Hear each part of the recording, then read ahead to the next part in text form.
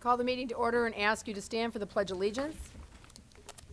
I pledge allegiance to the flag of the United States of America and to the republic for which it stands, one nation under God, indivisible, with liberty and justice for all. Good morning and welcome to the December 1st County Commission meeting. I would remind you to silence your cell phones. The meeting documents are in the front row with the Argus leader. And Robert would help you with a listening device if you need something to hear better with, and he's in the front row. With that, we will move on to routine business. Item number 1 is consider a motion to approve the agenda. Make that motion. Got a motion? Is there a second? Second. All those in favor say aye. Aye. Those opposed, same sign. Motion passes unanimously. Item number 2 is approve the county commission meetings minutes from 11/24/2015. Is there a motion? I'll make that motion. Is there a second? Second. Any changes or amendments to the minutes? All those in favor say aye. Aye. Those opposed, same sign. Motion passes unanimously. Item number 3 is bills to be paid in the amount of $4,287,080.31. Is there a motion? Move for approval. Second. Are there any comments on the bill? Madam Chair? Ma'am? Auditor Litz. Yes, Bob Litz from the Auditor's Office. I did receive a call from the obviously absent Mr. Barth yesterday, who likes to comment on the bills, and he asked me to comment on the unusually high number associated with our bills today, and he wanted to put out that there was over $3.7 million worth of bond and payment and bond redemption payments in this week's bills. Thank you. I have a motion and a second on the bills. All those in favor say aye. Aye. Those opposed, same sign. Motion passes unanimously. Item number 4 is reports. There are none. Item number 5 is personnel action. Item A is consider a motion to approve the routine personnel action. Is there a motion? Make that motion. Second. I have a motion and a second. Any questions for Carrie? All those in favor say aye. Aye. Those opposed, same sign. Motion passes unanimously. Item B is recognize significant employee anniversaries as of December 2015. Carrie Deaver. Good morning. I have several employee anniversaries for you. Most of them are celebrating 5 years of service, and we have Monty Wadenbach, our IT director, Abby Raisler, who is a senior deputy state's attorney, Jeff Barnable, Daniel Christensen, who are both deputy sheriffs in the sheriff's office, and then Jesse Nessheim in the museum. We also have Barb Donaldson, who's a caseworker with Human Services, who's celebrating 10 years of service. And I'm pleased to let you know that Denise Christensen wins the award this week for 35 years of service. So I guess it's a 35-year award. And she's our administrative secretary out at Emergency Management. Okay, and Denise is here with us today. Thank you, Denise. We don't see you very often down here on this end of town, so thank you for stopping in and showing your face. So, It's been a great 35 years. thank you.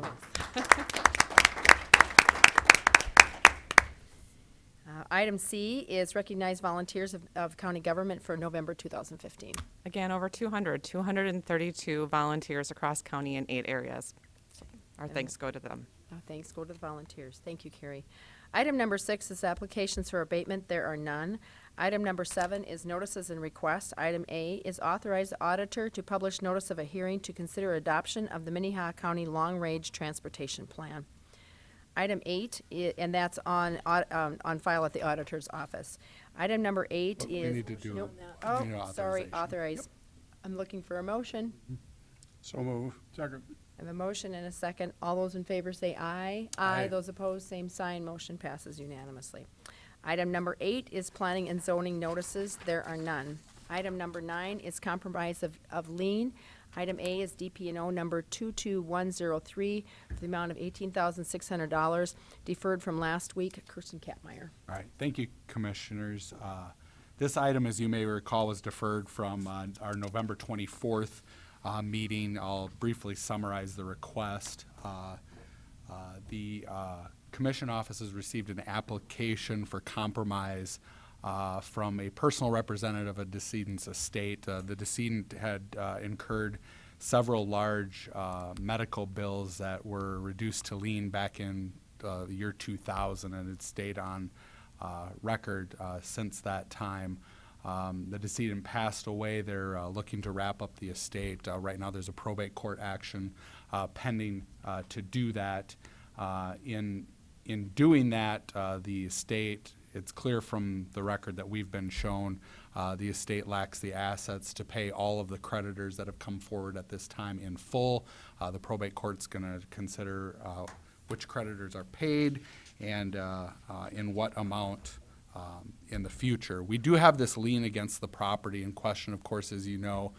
Generally, a lien first in time against property is enforceable first in the name of that lien holder, and we are first in priority in time on that. However, the estate is asking that in order to maximize the amount in a free sale of this real property that they have, that we release the lien against the property alone, leave it against the decedent's name personally, and allow them to go forward with the sale of the real estate. That's, I believe, scheduled now for December 7th. So basically, the request before you from the estate is to release the lien just against the property today. I believe the attorney for the estate might be here to speak to that issue. I will say that since that last consideration last week, I'll bring you up to date.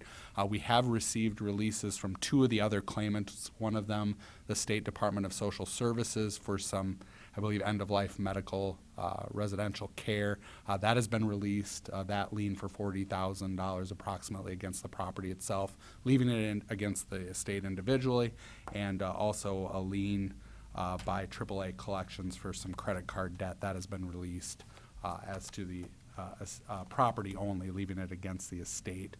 So that has been done to date. We also have some more definite figures about what the estate's expenses will be, as well as the expenses for the real estate sale if it goes forward.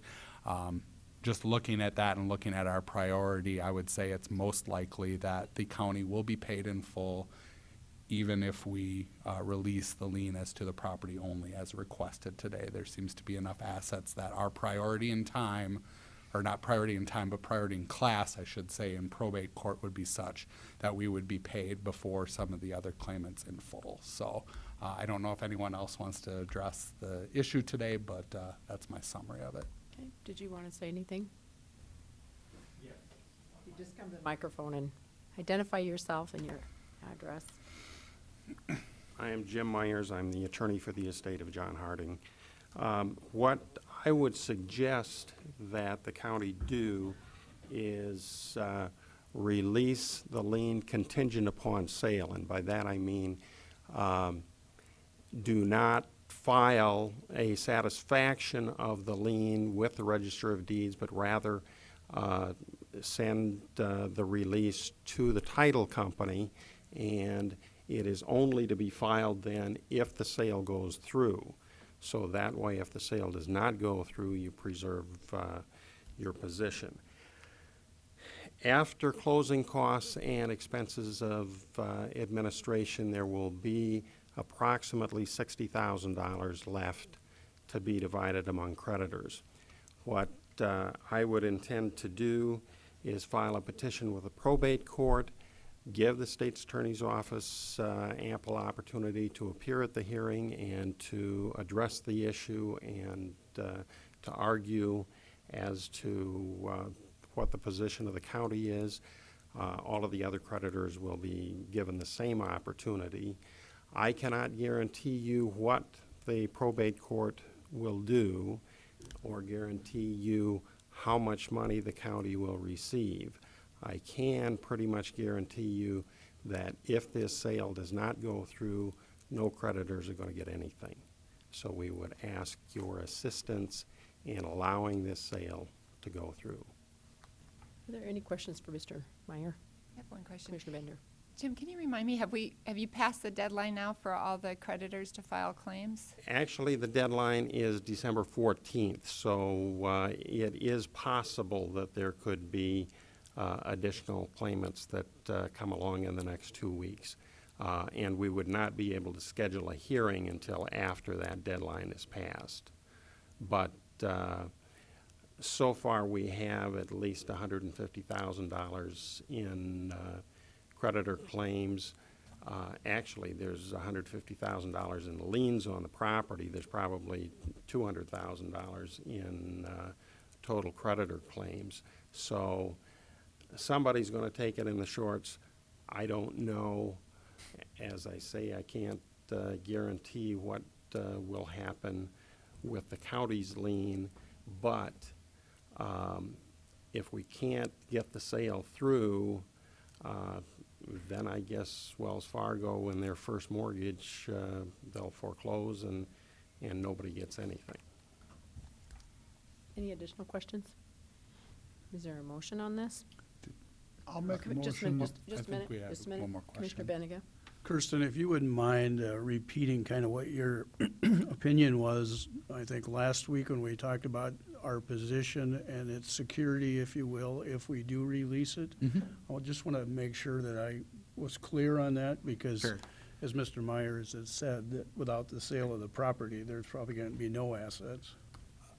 Unless I'm not aware of some other expenses against the property, my understanding was the mortgage was in an amount that if it were to go to foreclosure sale, I believe there would be excess proceeds from that. Is that not accurate? Well, I mean, we can't say Well- for sure what the bid would be, but well, I can guarantee you that Wells Fargo would bid only what they are owed.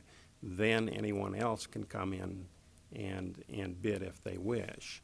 But, and what was the balance on that? Wasn't that $8,000 or so? yes, approximately. Okay. I mean, we do have a kind of an active group of people who do come to those foreclosure sales, and obviously this is all speculation, but based on the asking price and the free sale that's going forward and the figure for that, I would guess there would be some excess proceeds, and under that theory, I mean, I do think we have some priority in time there. The reason I advise you today that I believe we have some priority to argue with the probate court is our claims arise under state law, and there's a certain hierarchy of payment there that I believe we're kind of in the same category of DSS. So that's why I'm advising you of that today, so.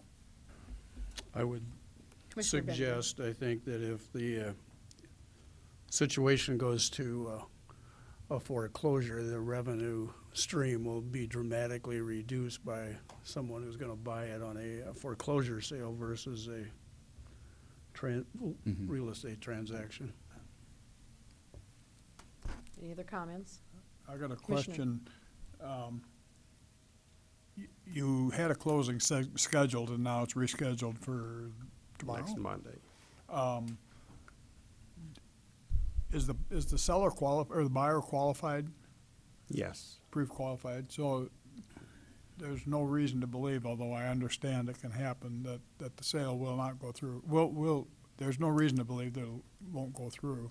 No, they were ready, willing, and able to settle or to close on the 23rd, which was the originally scheduled date. And this is a young couple with a baby, their first house. They're living in the basement of one of the parents, so there's quite an incentive for them. Situation close. right now. Them and their parents, probably. If there's no other comments, I'll make a motion. Commissioner Kelly? And Oh, one more just comment. one more thing too, and I would agree with Mr. Myers that you can modify that compromise to make it contingent on the sale as he suggests. I would recommend you do that. Okay. And that'd be my motion to release the lien contingent on the sale of the property. Upon the property only Against and the not, property only. only and not the individual. Is that understood? Is that understood? Is that understood? Okay, I have a motion. Is there a second? I'll A second. second that. I have a motion and a second. Additional comments? Commissioner Kelly? I think in this case, the last thing we want to do is see this thing go to foreclosure. And so I think this is the best policy for us and because of state law, we do have the priorities there. I guess there's no guarantees, but I think that this would be the best interest of the county. Okay.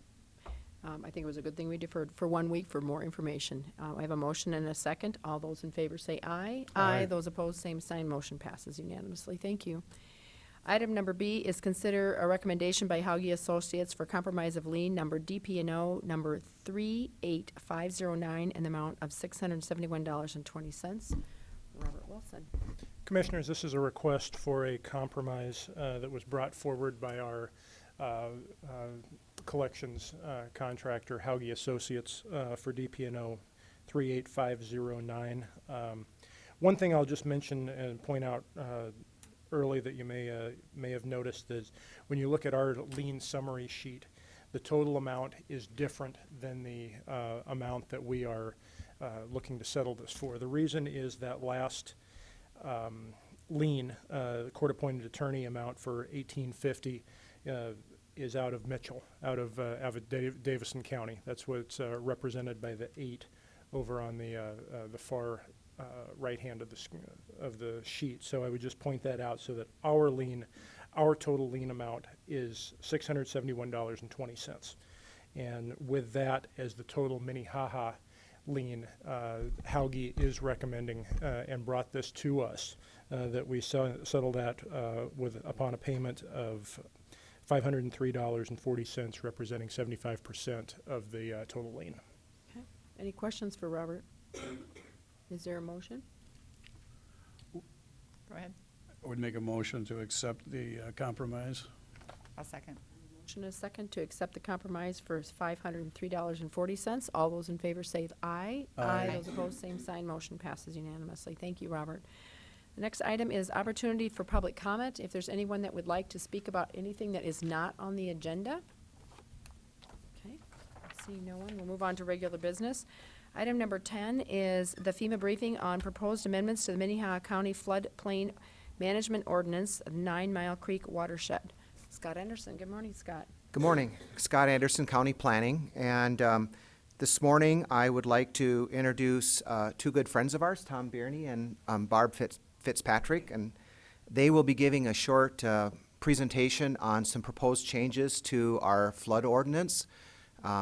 This is being called the 9 Mile Creek Watershed Study.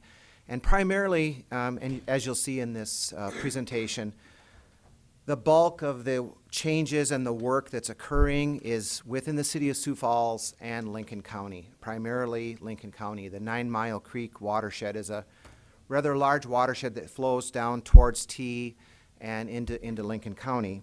So with that, I will gladly turn this over to Barb and Tom, and they will give you a short presentation on the proposed changes. There is going to be a public open house tomorrow night at Pettigrew Elementary at 7 p.m. And this will be the participants or the affected property owners from the city of Sioux Falls and Minnehaha County have been invited to this.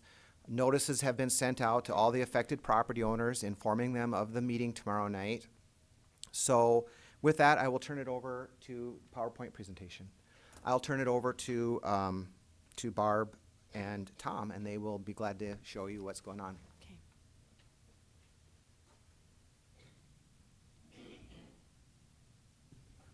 Yep.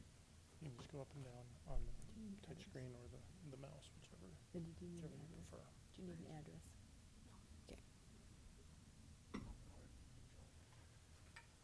Okay. Good morning. My name's Tom Burney. I'm with FEMA Region 8 out of Denver, Colorado. I appreciate your time. As Scott said, we are up here. We are with the state as well to discuss the 9 Mile Creek Watershed Study.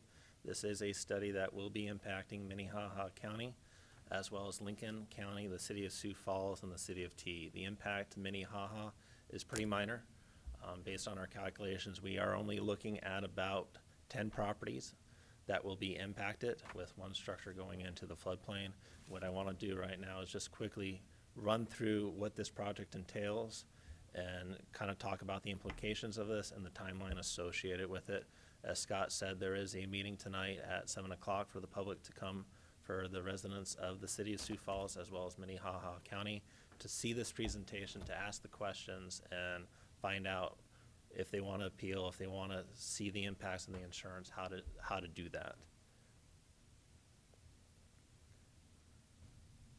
So here's a list of those that are working on this project. We have Jeff Schmidt and Andrew Berg from the city of Sioux Falls. Scott Anderson is the primary contact here for the county. John Peters is the floodplain administrator for Lincoln County. Sean McNabb is the actual project manager for FEMA. He is meeting with Lincoln County this morning, I'm the National Flood Insurance Program Specialist for South Dakota, and I deal with a lot of the issues here in South Dakota. We also have state representatives Mark Macy and Jim Poppin. Mark Macy is with the State Office of Emergency Management.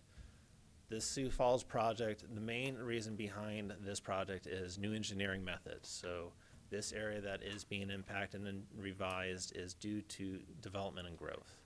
As this area is being developed and growth, we want to identify what that true risk is to notify the homeowners if they are at a risk so that they can better be prepared for it.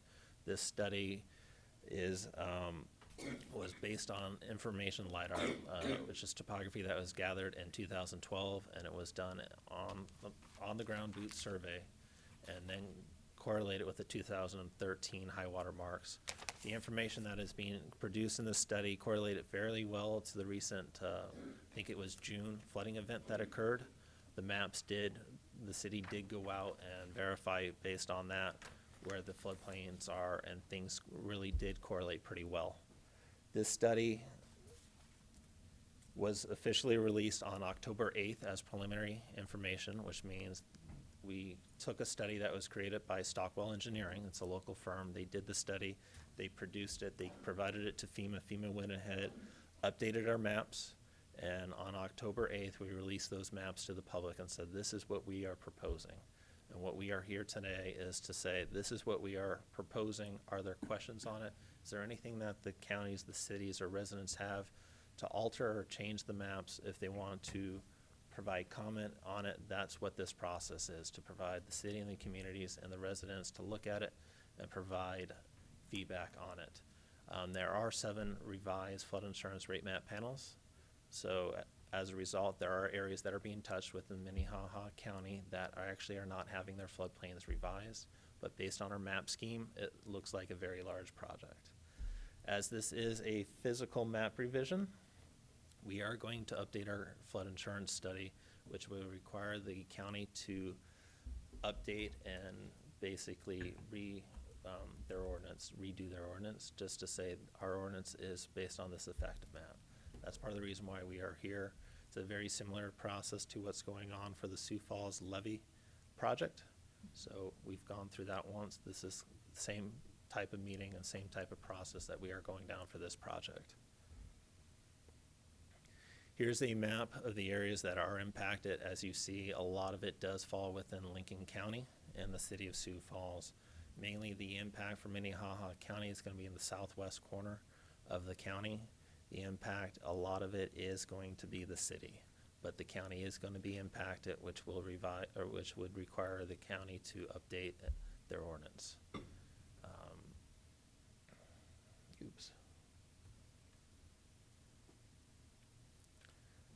This is a map that shows the changes to the effective flood insurance rate maps for the special flood hazard area. Majority of the area that is blue had already been map floodplains. There are a lot of new floodplains coming in, but the changes are not to the Big Skunk or the 9 Mile Creek tributary. They're unnamed tributaries to those flooding sources. So when we get to this mapping process, we have comments and appeals. Comments are more of homeowners that come in and are not happy that they're located in any special flood hazard area, where they want to say, I'm out based on elevations. Or the maps names, there's a street name that is incorrect. Those are going to be comments. Appeals to the maps are going to be based on scientific data. So if someone does not like the map, they can appeal the map, but they have to come in with scientific data to dispute and show why the map is incorrect. FEMA will address all comments and appeals and coordinate those information within the communities and within the county. So anytime we get an appeal, we will acknowledge those appeals. We will coordinate and resolve those appeals and work with the county on the impacts of those appeals. A lot of the appeals that we do receive, though, are going to be from homeowners, more probably within the city, as the city of Sioux Falls is going to be more impacted by it, where it can be addressed as a comment where we will work with them based on an individual house, not a big scale map change. This is the timeline of the process. The community review and final meeting is where we currently are on the timeline. We will have that after this timeline. We will do publication within the newspapers. talking about the appeal. There will be 2 publications. And then we'll do a publication in the Federal Registry, which will then open up the appeal process. The appeal process runs for 90 days, where people can, and the people, residents, the city or the county can submit those appeals or comments to FEMA. After that, the 90-day window closes. FEMA addresses those appeals, provides feedback and comments on that. Then depending on the appeals that we receive, we move forward with issuing what's called a letter of final determination. That starts a 6-month period for the county to update and adopt their new ordinance. And then we go to the effective panel. So we are probably about a little over a year out on this process of going into effect, probably close to about a year and a half based on the timelines right now. Right now it is a little bit more fuzzy on the timelines because if there are appeals, we have to address those appeals, and those could change the timeline as we move forward. Here's a better description of the timeline. So spring of 2017 is what we are looking at for a new effective flood insurance rate map and flood insurance study for the county. So the responsibility of the community, it is the community's maps. FEMA takes a study from Stockwell Engineer. We update the maps, but ultimately it is the community's maps. So we ask the community to review the maps to verify the accuracy of it. If there are street names that have changed or a flooding source name that is used differently, that would be a comment that we would ask that the community provide to us. Or if the community has updated information to change the maps, this would be the time to supply that so we can reflect the most accurate information for the residents here. The whole purpose is to display the risk that is associated with what's going on out there. So if we have better information, we would love to see that so we could incorporate that into the effective maps.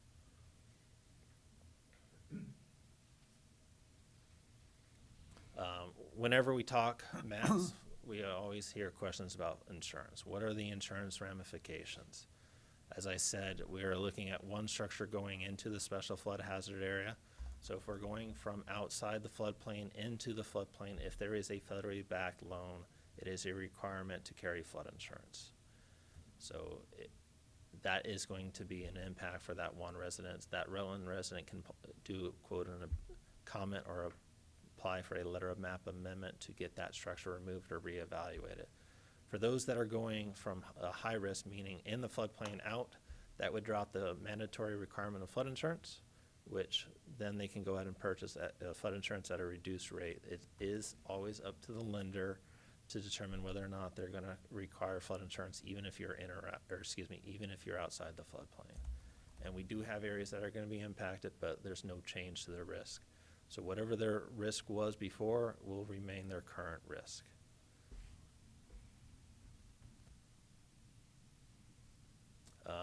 When we get to insurance, the insurance is tricky. I think the key takeaway is the resident should talk to their insurance agent because there's a lot of ways to write insurance, just like a car insurance. With the car insurance, if you're a 16-year-old driving a Ferrari, the rate of the insurance is going to be a lot higher versus someone in their 40s driving a big Ford truck that has a perfect record.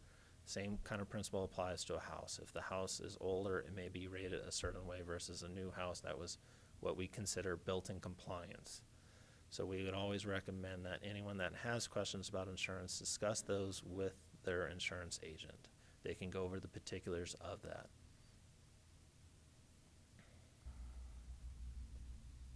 And that is the quick synopsis of it. Are there any questions? Are there any questions from the commission? Commissioner Kelly? I got a couple.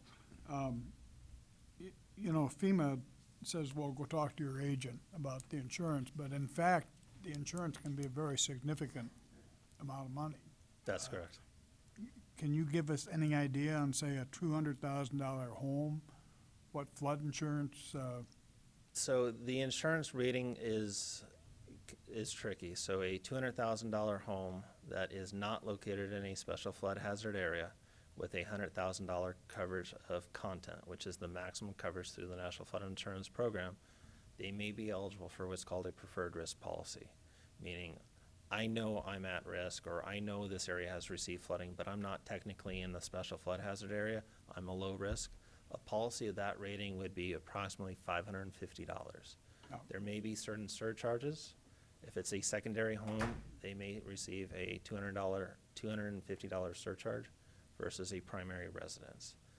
A structure that's in the floodplain, if you're built in compliance, will be rated different versus a structure that was what we consider grandfather prior to the area, built, let's say, in the 50s. And it all comes down to how high is the finished floor compared to the base flood elevation. So it's very difficult to give a ballpark estimate because you need to know the age of the structure, whether they're built in compliance, is it a crawl space, is it a basement? All those come in factors for rating of the insurance.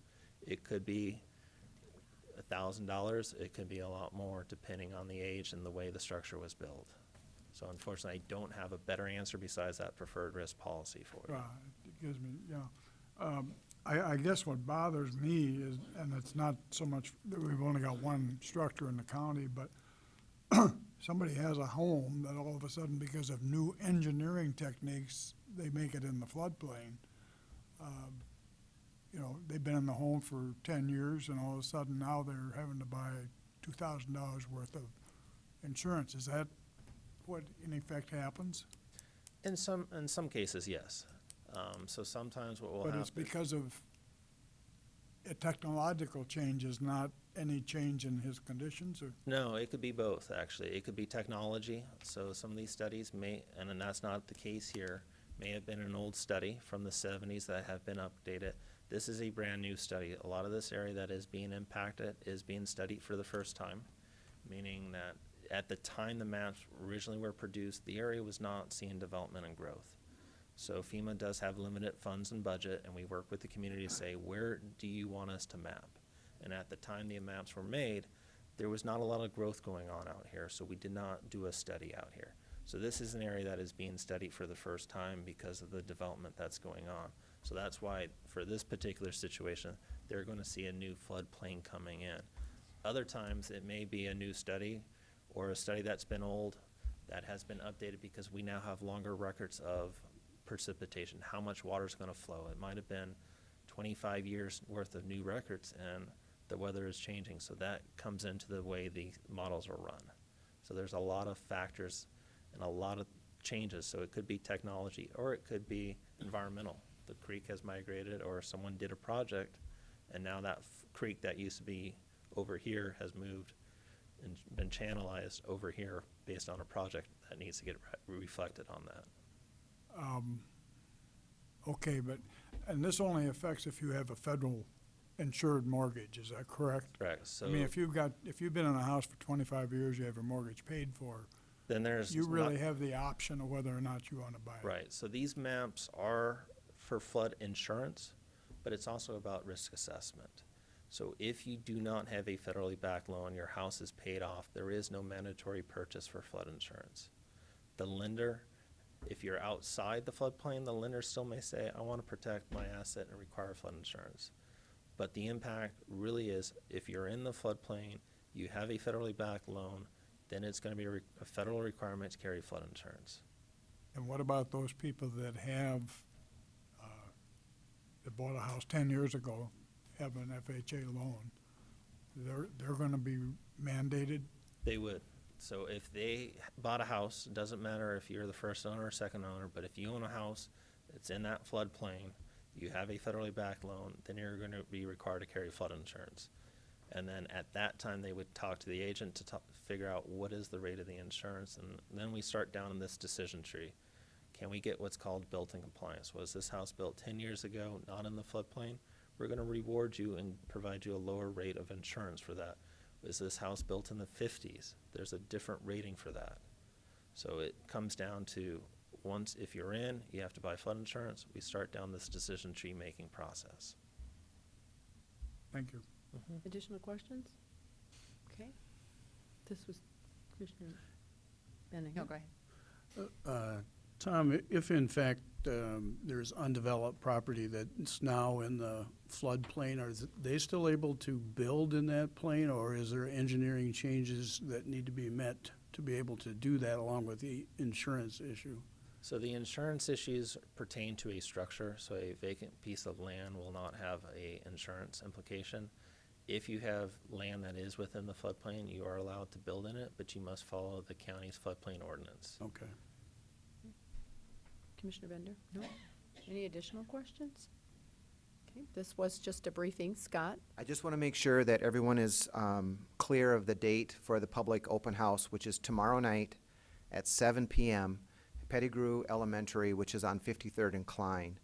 And once again, representatives from FEMA will be there, representatives from the city, myself, and we'll have all this information that we will be providing to the impacted and affected property owners that have all been notified by mail. So just want to make sure we get the date out there tomorrow night at 7 p.m. Pettigrew.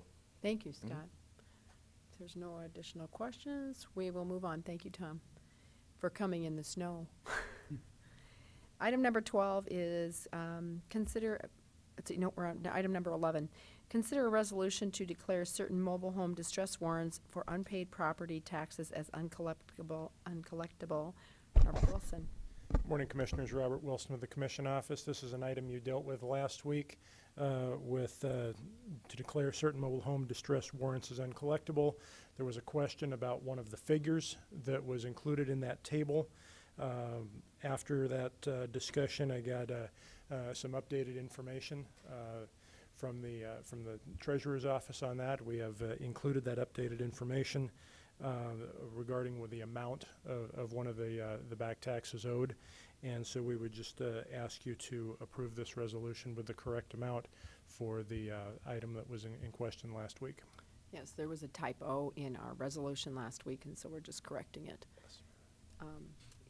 This deals with parcel decal number 236, and the amount is $37.35.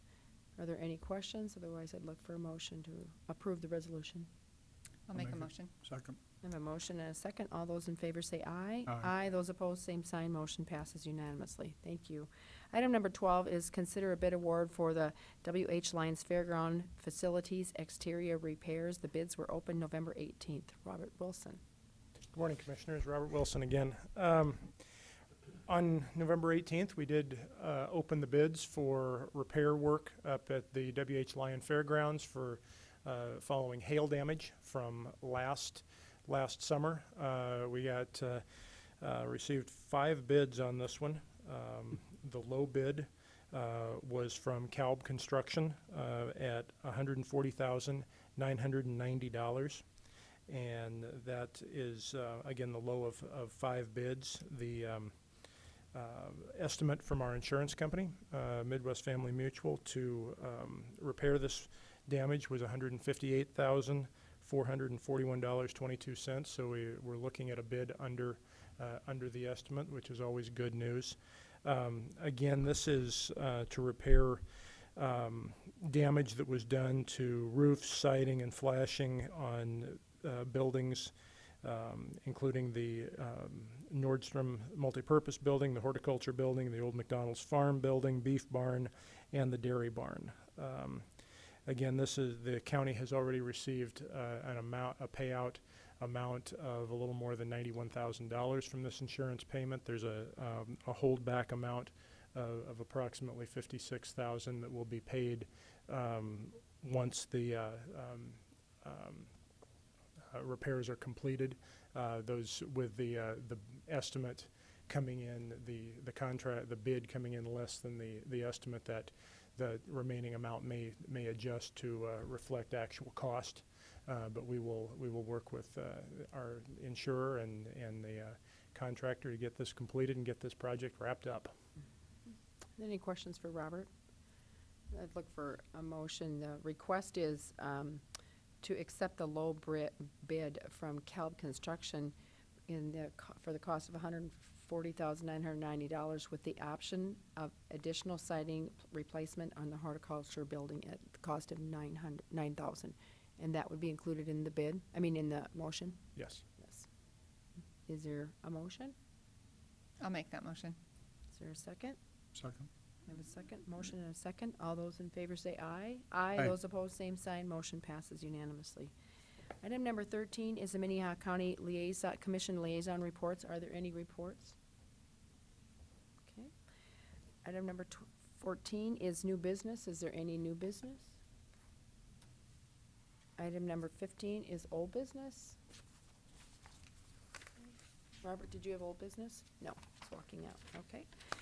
I'd look for a motion to adjourn into executive session for personnel discussion. All those, is there a motion? I'll make that motion. Motion and a second. All those in favor say aye. Aye. Those opposed, same sign. Motion passes unanimously. We are adjourned.